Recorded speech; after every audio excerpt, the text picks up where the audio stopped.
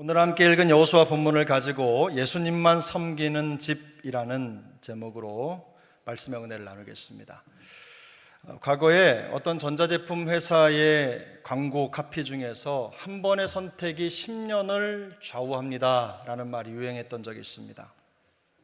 쉽게 암기될 수 있는 편안하고 간편한 문장이지만 매우 강력한 의미가 담긴 표현이라고 생각합니다. 한 번의 선택으로 10년이 결정된다는 것만큼 무서운 게 없죠. 한 번의 선택으로 결코 무시할 수 없는 인생의 여정이 시작된다는 겁니다.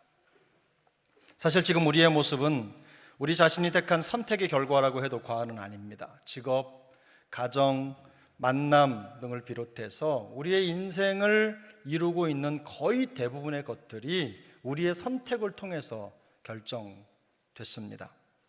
아주 큰 인생이나 헌신이 요구되는 중대한 결정에서부터 사소하고 잡다한 것에 이르기까지 우리의 인생 속에는 정말로 많은 선택의 갈림길이 있었습니다. 혹자는 말합니다. 태어난 것만 내 뜻이 아니고 그 이후로 성장하면서 맞는 모든 과정은 선택의 순간이다. 이렇게 말하는데요.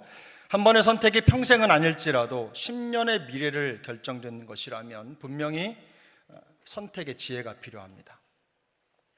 10년이 아니라 5년 혹은 1년, 한 달 또는 하루의 삶에 영향을 미치는 선택이라 하더라도 여전히 중요합니다. 그 하루와 한 달과 1년이라는 선택의 일상이 결국은 우리의 일생이 되기 때문입니다.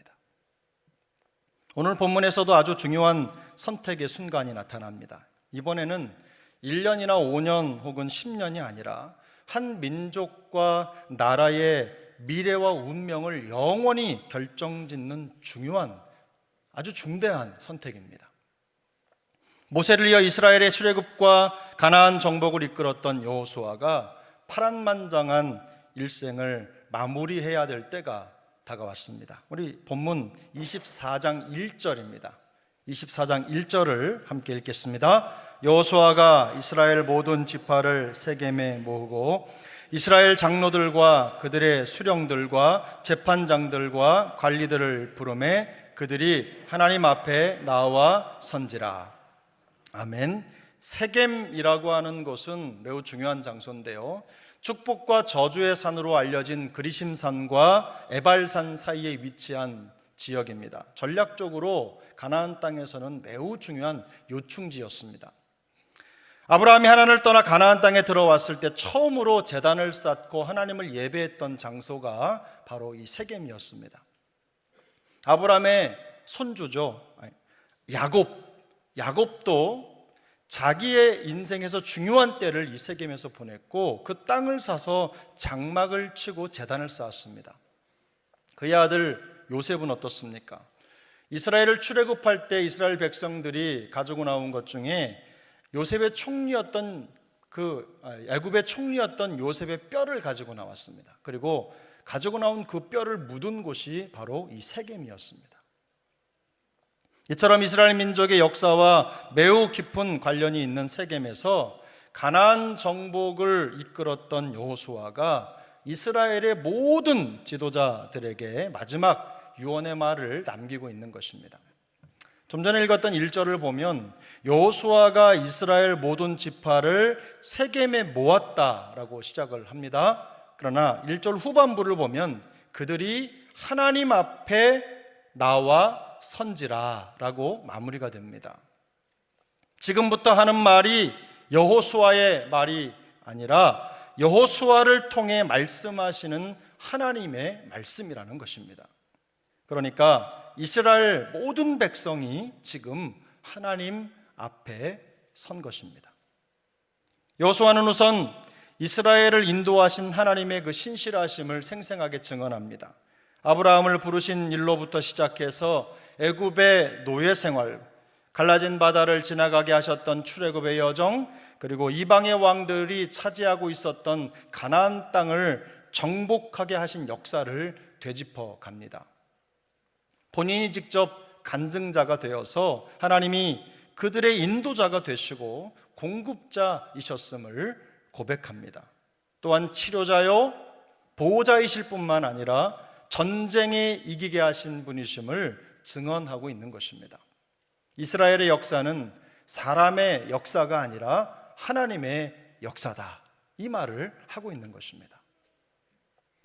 이처럼 중요한 구원의 역사를 회상하던 여호수아는 이제 어조를 바꿔서 백성들에게 단호한 결단을 촉구합니다.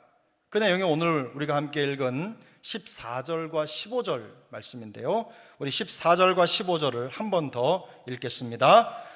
그러므로 이제는 여호와를 경외하며 온전함과 진실함으로 그를 섬기라. 너희의 조상들이 강 저쪽과 애굽에서 섬기던 신들을 치워버리고 여호와만 섬기라.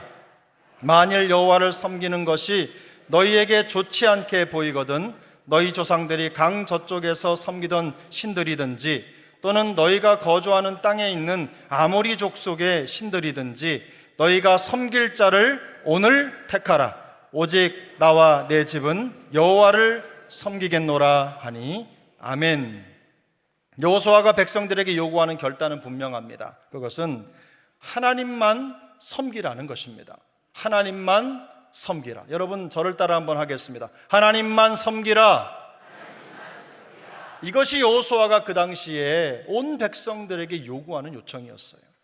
명령인 거죠. 14절에서 여호수아는 그러므로 이제는 여호와를 경외하며 온전함과 진실함으로 그를 섬기라고 말합니다. 어떻게 하나님을 섬겨야 할까 고민이 되겠지만 그 방법까지 제시해요.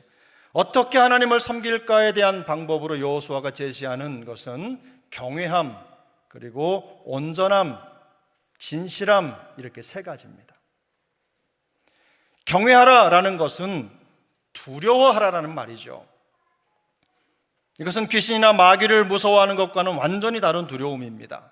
여호수아는 이미 하나님이 어떻게 이스라엘을 이끌어 오셨는지, 인도하셨는지, 도우셨는지, 치료하셨는지를 간증했습니다.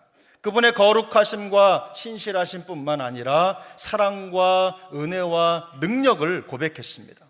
바로 그 하나님에 대한 경건하고도 깊이 있는 존경심이 예배와 순종을 통해 나타나는 것, 그래서 그것이 하나님께 드려지는 제물이 되는 것, 바로 그것이 경외하다라는 말의 의미입니다. 온전함은 숨겨진 결함이 없다, 이런 뜻입니다. 마음이 나뉘지 않는다, 이런 말이죠. 그러니까 결함이 없고 나뉘지 않는 충성심을 하나님 앞에 표현해라, 이런 말입니다. 다시 말해서 감춰진 의심이나 불순종이 없는 성실함으로 하나님을 섬기라는 뜻입니다. 진실함이라는 말은 하나님의 말씀과 같이 신실하고 확고한 진리에 기초한 성품을 나타내는 말입니다. 변하지 않는 하나님의 신실하신 성품과 진리의 말씀을 따라서 한결같은 마음을 지키는 것이 바로 진실함입니다. 사람의 생각이 아닙니다. 하나님의 말씀에 근거한 마음의 정절을 지키는 것이 바로 진실함입니다. 그러므로 온전함과 진실함으로 하나님을 섬기라는 것은 단순히 형식적인 예배 의식에 참여하고 마지못해 순응하는 것으로 이룰 수 없는 성품입니다. 그런 방법으로는 내 것이 될 수 없다는 말이죠. 그런 방법으로는 하나님을 온전히 예배할 수 없다는 말입니다. 마음과 생각과 영혼을 포함한 전 인격을 드리는 정성으로 하나님을 섬기라는 요구입니다. 우리가 어른들 그런 표현 쓰시죠? 지극정성. 바로 그 지극정성으로 하나님을 높이라는 말이에요. 흔히 하나님을 섬길 때, 우리가 신앙생활할 때 이런 말 자주 하지요. 마음이 중요한 거지. 마음이 중요한 거 아닙니까? 이런 반문을 많이 제기합니다. 물론 마음 중요합니다. 정말 중요합니다.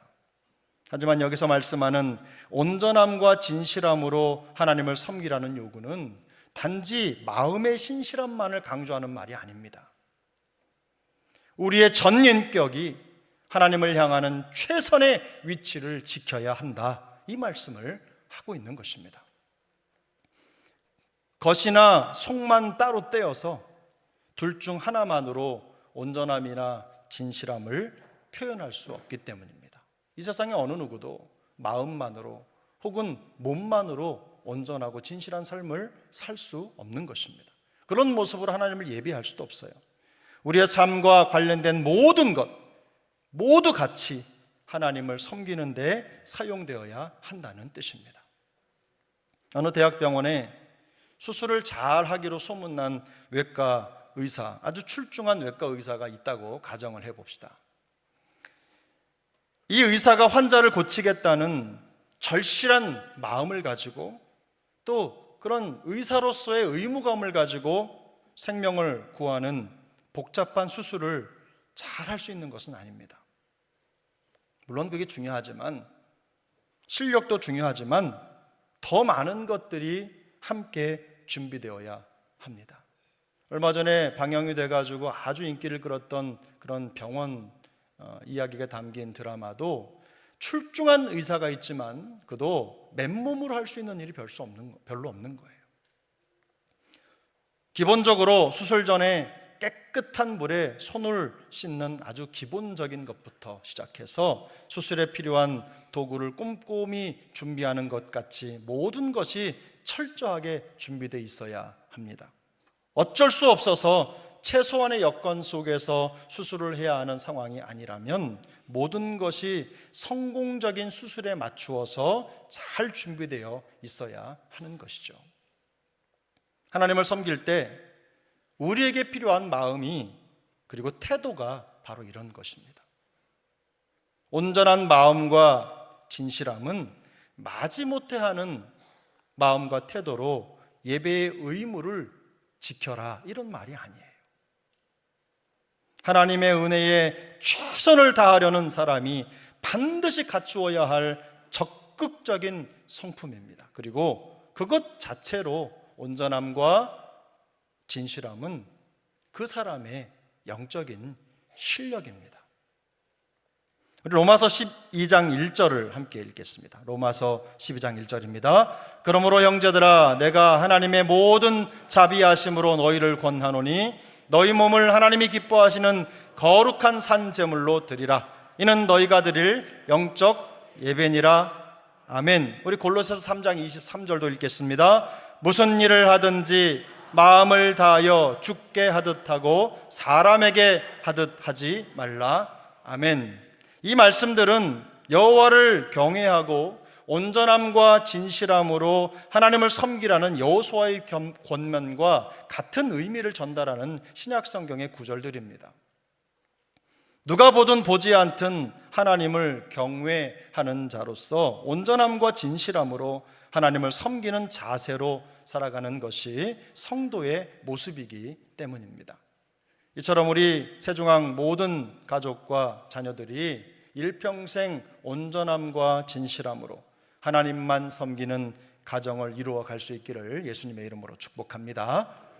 그런데 여호수아의 권면 속에는 하나님만 섬기라라고 하는 명령을 준행하기 위해서 반드시 필요한 두 가지 결단이 담겨 있습니다. 이 결단이 없이는 하나님만 섬기라는 명령을 결코 지킬 수 없기 때문입니다. 첫 번째, 우상을 치워버리기로 결단해야 합니다. 우상을 치워버리기로 결단하셔야 합니다.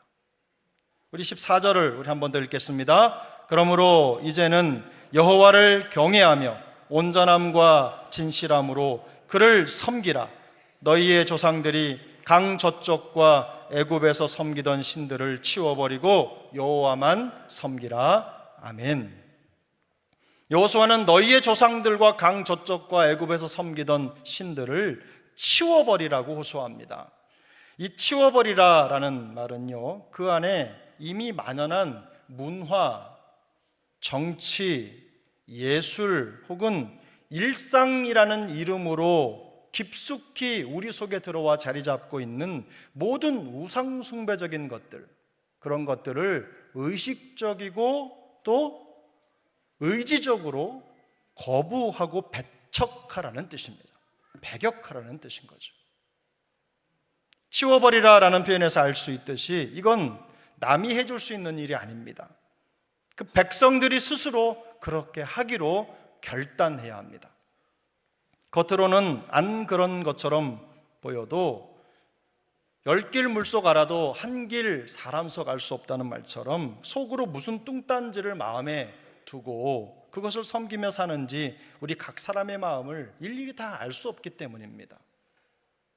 대개 우상 숭배는 조각상이나 어떤 형상을 숭배하는 것을 의미합니다. 하지만 현대판 우상 숭배는 이런 형상 숭배의 수준을 훌쩍 뛰어넘습니다. 우리의 삶에서 하나님께 드려야 할 인생 중심의 자리를 빼앗는 모든 것이 우상 숭배에 해당하기 때문입니다.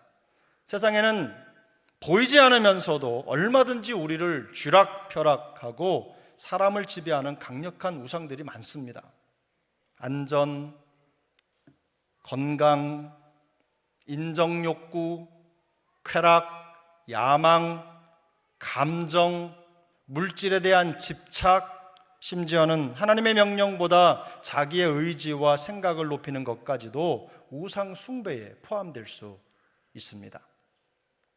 하나님이 우리의 왕이 되셔서 지배하고 이끄시는 것을 거부하게 하는 모든 것이 우상 숭배의 대상이 되는 것입니다. 그래서 바울은 골로새서 3장 5절에서 그러므로 땅에 있는 지체를 죽이라 곧 음란과 부정과 사욕과 악한 정욕과 탐심이니 탐심은 우상 숭배니라고 경고합니다. 우리의 내면에서 얼마든지 일어날 수 있는 일들을 우상 숭배로 규정하는 이유는 그것이 단순히 감정을 넘어서서 하나님을 대신하는 인생의 우선순위로 확장되고 확대될 수 있기 때문입니다. 요즘 젊은 친구들은 카카오톡보다는 인스타그램 스토리나 DM을 통해서 더 많이 소통하고 활동합니다. 어른들은 익숙하지 않은 것인데 아이들은 이제 카카오톡으로 소통하는 건 올드 세대가 돼버렸어요. 별로 쓰지 않아요. 여러분 DM 한번 따라 하십시오. DM 그런 걸로 소통을 해요. 그런 소셜미디어의 특징은요, 얼마나 많은 팔로워를 가지고 있느냐, 얼마나 엄지척 이게 올라가 있느냐로 자기의 존재감을 확인합니다. 요즘엔 SNS에는 비밀이 없다고 할 만큼 많은 사람들의 정보가 있습니다. 그것을 찾아서 또 다른 내용으로 재생산해서 유통합니다. 물론 그 중에는 사실도 있고 가짜도 있습니다. 이성적인 판단이 되지 않는 AI가 많은 부분에 활용이 되고 있습니다. 사람의 생각이나 활동까지도 대체하고 있다는 것을 감안해 보면 진짜 같은 가짜가 훨씬 더 많을 것입니다. 인스타그램이나 블로그의 댓글도 AI가 달아준다고 합니다. 인공지능이 우리보다 글씨도 더 잘 쓰고 글도 더 잘 쓰고 수학 문제도 더 잘 풀어요. 그래서 그런 것들이 우리를 대신해서 일을 해주는 거예요. 그럼에도 정말 많은 친구들이 그런 세상을 들여다보느라 엄청나게 많은 시간을 허비합니다. 학교 생활과 학원만 해도 피곤하고 충분히 바쁠 텐데 틈만 나면 휴대폰을 들여다보느라 정신이 없어요. 그게 정말로 내게 중요한 일상이 돼버린 거예요. 생활에 도움을 받으려고 시작한 SNS 생활 때문에 생활이 망가지는 지경에까지 이르게 되는 것입니다. 우리 아이들도 무슨 선생님이 숙제를, 과제를 인스타그램 뭐 이런 걸로 준다고 해서 사용하게 해달라고 그렇게 때를 써서 허락해줬더니 숙제 보는 시간은 5초도 안 돼요. 나머지 시간들은 다 그냥 남의 인생 지켜보느라고 시간을 낭비하는 거예요. 편리한 소셜미디어나 인터넷 도구들을 활용해서 정보를 얻고 삶의 지혜를 배운다기보다는 그것들의 정신과 마음을 빼앗긴 채 살아가는 것입니다. 이런 것들을 절대로 하지 말아라 라고 말씀을 드리는 게 아닙니다. 그것들에게 지배되는 삶을 살아서는 안 된다는 말씀을 드리는 것입니다. 한순간이라도 열어보지 않고 반응하지 않거나 소위 일십하는 친구들, 그런 친구들이 있다면 그런 친구들이 다른 친구들에게 소외될까 봐 강박관념에 사로잡혀 살아가지 말라는 거예요. 일십쯤 하면 어때요?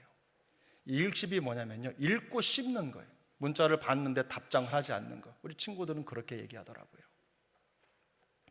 만약 그런 것에 사로잡혀 있다면 그것이 현대판 우상숭배입니다. 하나님보다 더 우리의 생각을 지배하고 시간, 에너지, 자원을 소비하는 것이기 때문입니다. 하나님이 나를 어떻게 생각하실까?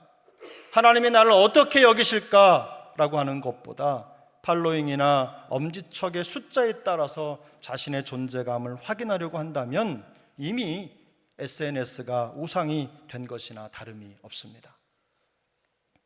이처럼 우리 안에 깊숙하게 파고든 우상의 문화를 치워버리라고 오늘 본문이 말씀하고 있는 것입니다.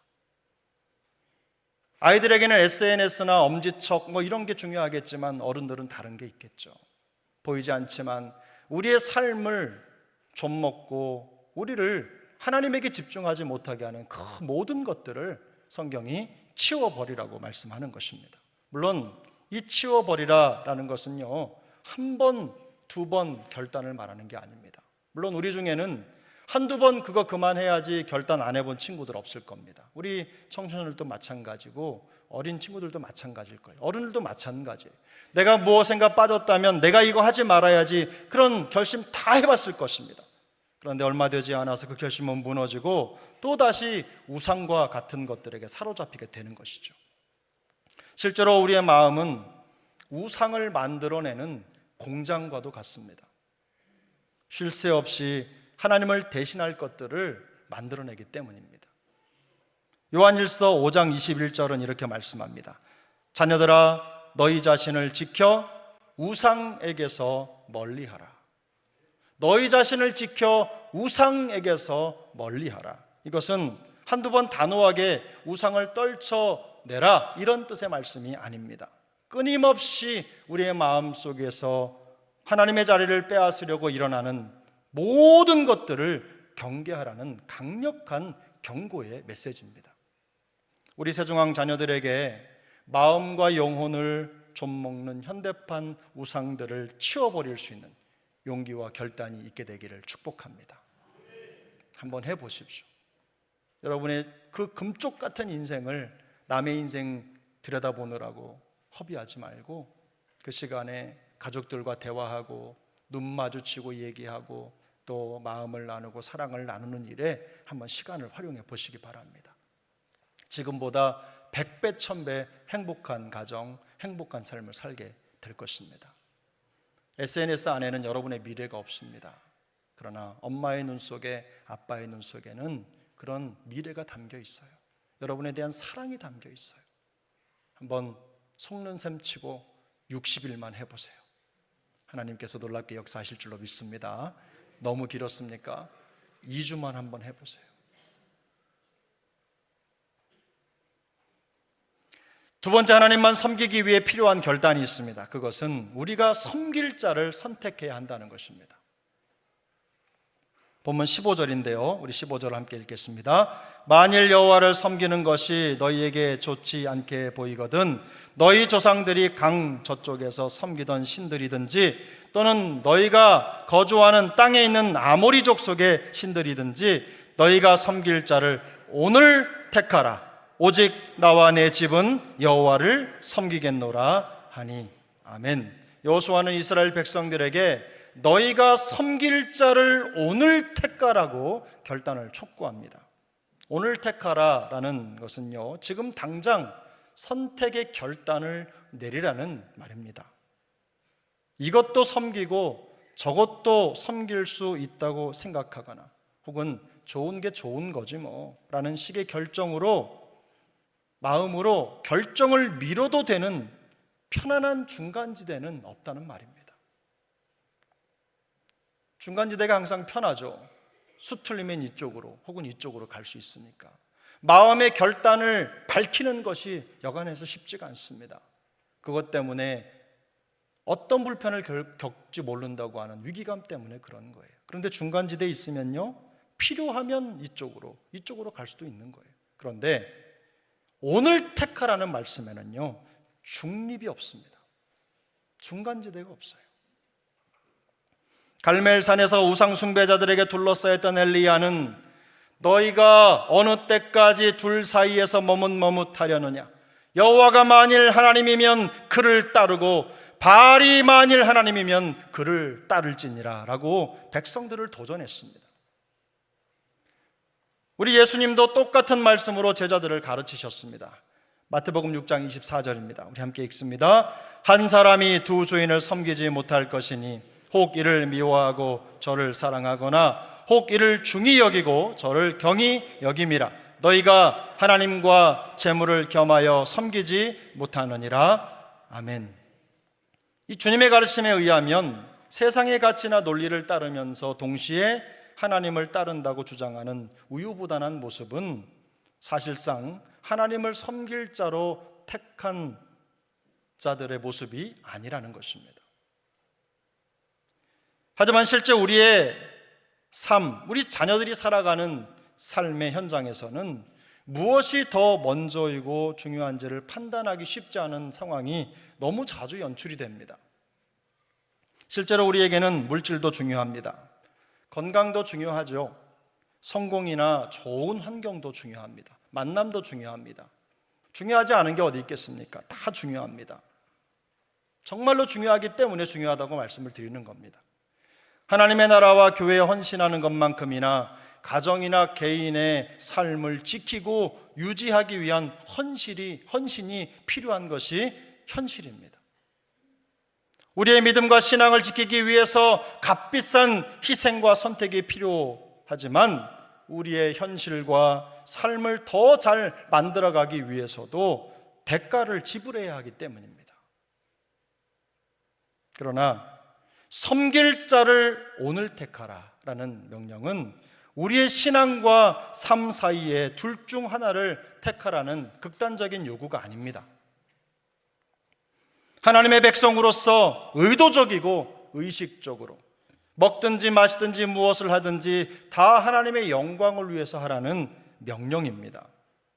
세상의 유혹과 타협에 대한 열린 마음을 가져라 이런 말이 아니에요.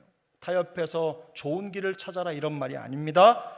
오직 하나님과 그분의 말씀에 대한 한결같은 충성심으로 흔들리지 않는 신앙의 자세를 유지하라는 말씀입니다. 또한 오늘 택하라 라고 하는 요구는 한두 번의 결단이나 행위로 끝나는 것이 아닙니다. 매일의 유혹과 선택이 필요한 자리에서 적극적이고 능동적으로 하나님을 선택하는 우선순위를 지키라는 말이에요. 이런 일들을 매일의 삶의 현장에서 끊임없이 반복하라는 말입니다. 계속적인 결단과 행동이 필요하다는 거예요.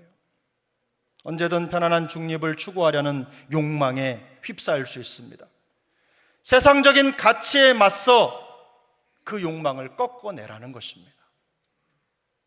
다른 충성의 대상이 아닌 우리 마음에 하나님을 심고 우리에게 충성을 받아내려고 하는 그 세상의 유혹과 도전 앞에서 오직 하나님만 섬기는 사람이라는 것을 드러내라는 거예요. 우리의 마음에 들어와 우리의 주인이 되고 우리에게 주인 노릇을 하려고 하는 모든 우상들을 꺾어내라는 명령인 것입니다. 뭐든 익숙해지면 무뎌지게 나름입니다. 쉽게 타협합니다. 그래서 기울어지게 돼 있습니다. 한번 내린 결단도 그래서 매일 매순간 수시로 점검해야 되는 것입니다. 우리의 마음이 기울어지고 무뎌지지 않도록 다시 굳게 할 필요가 있는 것입니다.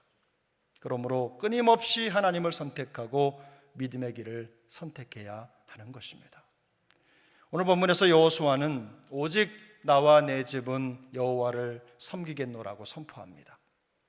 간단한 문장이지만 한 번의 선택이 10년을 좌우합니다. 이 카피처럼 분명한 신앙 고백과 인생의 가치가 담긴 아주 중요한 선언입니다.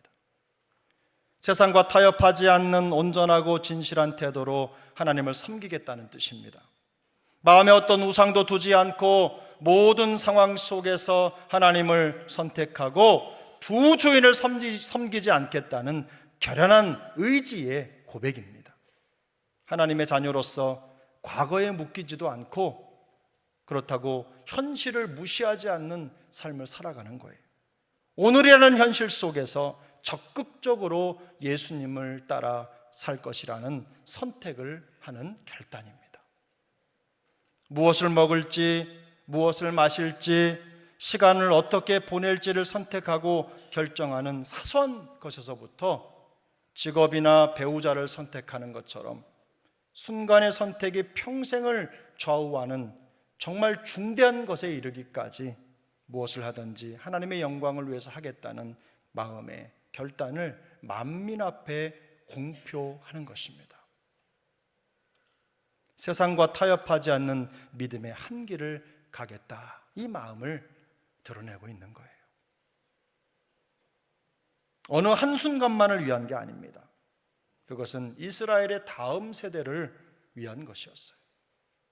오직 나와 내 집은 여호와를 섬기겠노라 라고 말하는 이 여호수아의 선택은 다음 세대의 영원한 운명을 결정짓는 매우 중대한 선택이었습니다. 우리가 살아가는 세상은 타협하고 순응하는 방식으로 다른 신들을 섬기도록 회유하는 우상숭배 현상으로 가득합니다. 그러나 오직 하나님을 섬기라는 부르심에는 어떤 타협도 중간지대도 존재하지 않습니다. 여호수아와 이스라엘 백성들 앞에 놓였던 그 선택의 시간이 오늘 우리 앞에 똑같이 놓여 있는 것입니다. 오직 예수님만 섬기겠다는 결단으로 삶이 흔들리지 않는 개인과 가정이 될 것인가? 아니면 회유당하고 협박에 눌려서 그저 세상이 원하는 가치를 따라서 살아갈 것인가? 이것을 선택해야 하는 것입니다. 오늘 본문을 통해 나타난 여호수아의 결단이 우리와 우리 자녀들의 선택이 될 수 있기를 예수님의 이름으로 축복합니다. 온전함과 진실함으로 주님을 더 잘 섬기는 일에 마음을 두는 우리 모두와 우리 자녀들이 될 수 있기를 바랍니다. 우리 가정이 될 수 있기를 바랍니다. 어디로 가야 할지 선택해야 하는 교차로와 같은 인생 아닙니까? 우리의 일상이 항상 그래요. 제 소망, 제 기도 제목이 우리 교회 앞에 있는 저 11호 광장이 로타리로 바뀌는 겁니다. 지금은 신호등이 있어서 우리 성도님들이 교회에 들어오는데 얼마나 불편한지 몰라요. 저기에 여수를 표현하는 로타리가 하나 생겨서 빙 돌아서 교회로 언제든 들어올 수 있도록 그렇게 되는 날이 오도록 저는 기도하고 있습니다. 그런데요, 우리 인생이 그래요. 그게 로타리였던 신호등이 있는 교차로였던 우리는 선택을 해야 되는 거죠. 어디로 가야 될지, 어떤 길을 가야 될지, 누구를 선택해야 될지, 무엇을 해야 될지를 항상 선택해야 되는 거예요. 매 순간이 그런 시간입니다. 우리에게 그런 시간이 찾아올 때 그때마다 오직 우리는 여호와만 섬길 것이라 라고 하는 이 담대한 선언이 우리와 우리 자녀들과 우리 가정에 있기를 예수님의 이름으로 축복합니다.